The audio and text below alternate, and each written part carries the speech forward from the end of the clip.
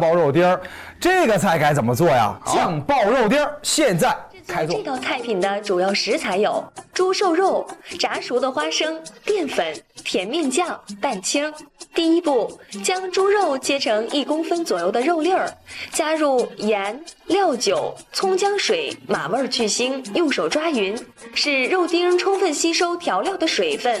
再加入蛋清、淀粉，继续抓匀后倒少量油，封锁肉丁的水分，放入冰箱腌制20分钟。需要提醒您的是，给肉丁码味时，用手抓更容易入味儿，且能够让肉丁充分的吸收水分，使做出的肉丁更加软嫩。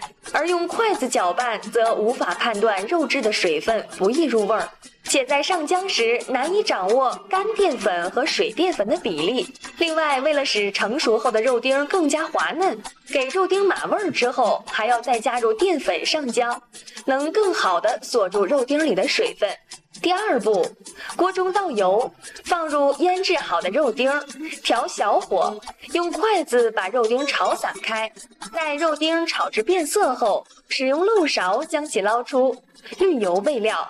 需要提醒您的是，肉丁在下锅之前要用筷子将其搅拌均匀，使油充分附着在肉的表面，这样煸炒肉丁时就不会相互粘连了。另外，在烹制肉丁时要调小火，使锅的温度降低，能够使肉丁由内而外的缓慢成熟且不粘连。第三步，锅中放甜面酱，离火加入葱姜水、料酒、少量盐、2勺糖和鸡精，调小火，待甜面酱和调料煸炒均匀，开大火继续炒制。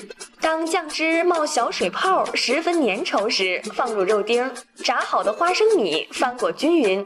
出锅前滴入少许香油。特别提醒您的是，如何制作这经典鲁菜酱爆肉丁？酱爆是这道菜品的精华所在。炒酱的火候十分重要。炒酱的方法是：小火把甜面酱跟调味料炒均匀后，开大火，酱汁炒至冒大水泡后，继续煸炒。待酱汁中的水分炒干，冒小水泡时，才可以放入肉丁。这样，我们这道酱香四溢的酱爆肉丁就制作完成了。您学会了吗？